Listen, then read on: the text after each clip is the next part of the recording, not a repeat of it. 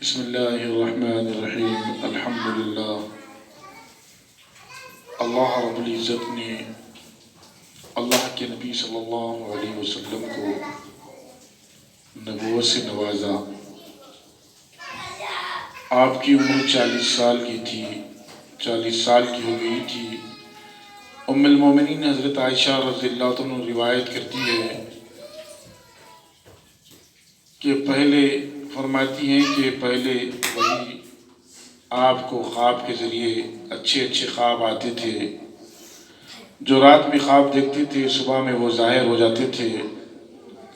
یہ خواب بھی ایک نبوت کا حصہ ہے، جیسے حضرت سیدنا ابراہیم علیہ السلام کو اللہ نے خواب کے ذریعے سے بتایا تھا اسماعیل علیہ السلام کو ذبح کرنا ہے۔ سیدنا ابراہیم علیہ السلام بھی جلیل القدر نبی تھے، جیسا کہ حضرت یوسف علیہ السلام کو بتایا گیا تھا کہ ان کے بھائیوں نے 11 تارے چاند اور سورج نے سجدہ کیا، اور یعقوب علیہ السلام کو جب یوسف علیہ السلام نے بتایا تو کہنے لگے کہ بیٹے یہ اپنے خواب کو اپنے بھائیوں کے سامنے ذکر مت کرو، اللہ تمہیں اس خواب کی تعبیر یہ بتائی تھی کہ اللہ تمہیں عنقریب علم سے نوازے گا، نبوت سے نوازے گا، بڑی شان سے نوازے گا۔ جیسا کہ حضرت یوسف علیہ السلام نے جیل کے اندر 2 آدمیوں کے خواب کو بیان کیا تھا، جیسا کہ ایک آدمی نے اپنے خواب کو ظاہر کیا تو ان کی تعبیر فرمائی تھی، ان کے خواب کو بتایا تھا۔ اسی طریقے سے خواب بھی ایک نبوت کا حصہ ہے۔ یوسف علیہ السلام جب جیل میں تھے تو ایک کو کہا تھا کہ تو بادشاہ کے قریب ہوگا، ایک کو کہا تھا کہ تو سولی پہ چڑھے گا۔ اسی طریقے سے بھی ایک سولی پہ چڑھ گیا، ایک بادشاہ کے قریب ہو گیا۔ جب بادشاہ کو بھی جب خواب پڑا تو کوئی خواب کی تعبیر کرنے والے نہیں تھے، لیکن سیدنا یوسف علیہ السلام کو حق تعالی شانہ و من والہ نے خواب کی تعبیر کا علم دیا تھا، اچھے خواب کی تعبیر کا علم دیا تھا، خواب کی تعبیر فرمائی تھی۔ اصل خواب بھی ایک انبیاء علیہ السلام کے جو خواب ہوتے تھے وہ سچے خواب ہوتے تھے۔ جیسے ابراہیم علیہ السلام جب اسماعیل علیہ السلام کو ذبح کیا تو اللہ کی مدد آ گئی۔ اسی طریقے سے میرے بھائی اور دوستو، اللہ کے نبی کی ابتدائی جو وحی کی ابتدائی ہوئی وہ خواب کے ذریعے سے ہوئی تھی۔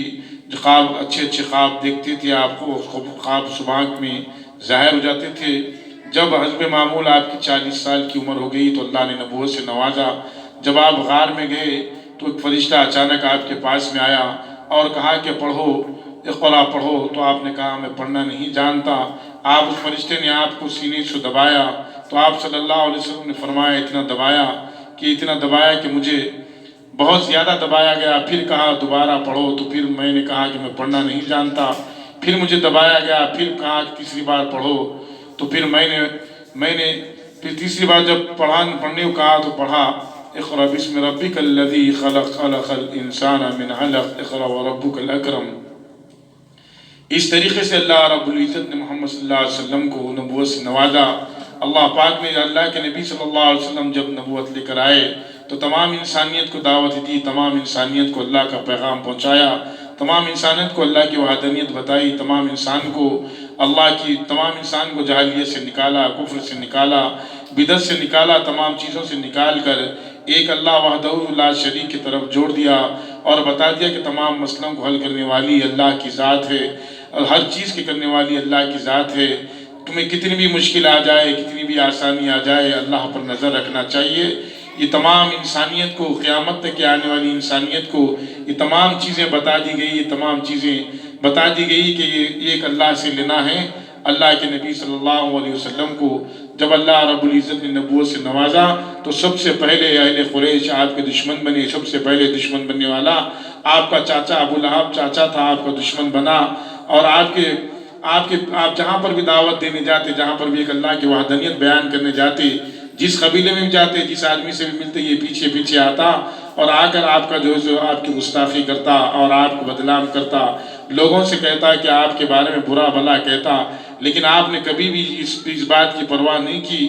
جب آپ نے پوروں کو پہاڑ کی طرف جمع کیا، صفا مروہ کی طرف جمع کیا اور لوگوں سے کہا کہ تم مجھے کس نظریہ سے دیکھتے ہیں، تو لوگوں نے کہا کہ آپ امانت دار ہے، دیانت دار ہے، آپ سچ بولنے والے ہیں، امانت کو ادا کرنے والے ہیں، آپ جو ہے سو آپ جو سو اچھی عادت کے اچھی صفت کے مالک ہے، تو آپ صلی اللہ علیہ وسلم نے فرمایا اگر میں تمہیں اس بات کو کہہ دوں کہ اس کے پیچھے سے ایک قافلہ ایک فوج آ کر تم پہ حملہ کرنے والی ہے، تم اس بات کو مانو گے؟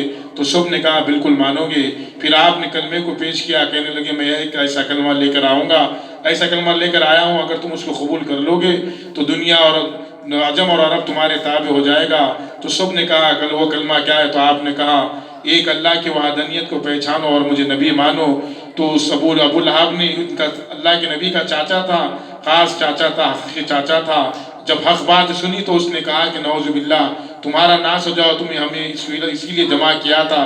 لیکن اللہ کے نبی صلی اللہ علیہ وسلم نے کسی کی پرواہ نہیں کی، یہاں تک کہ بڑے بڑے قریش کے لوگ، قریش کے سردار ابو طالب کے پاس میں بھی گئے اور جا کر کہنے لگے کہ آپ کا بھتیجا ہمارے آپ وجود، ہم ہمارے داد باپ ہمارے بڑے جس کو مانتے تھے، جس کی پوجا کرتے تھے، اس کو غلط سلط کہہ رہا ہے۔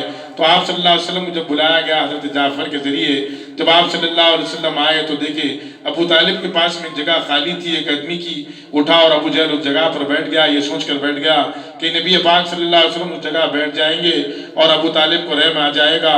اور پھر اب آپ نے آپ کے چاچا جو ابو طالب ہر وقت میں ساتھ دیا، ہر حالت میں ساتھ دیا، آپ کو بچپن سے لے کر بڑے ہونے تک ہر وقت میں ساتھ دیا، ہر حالت میں ساتھ دیا۔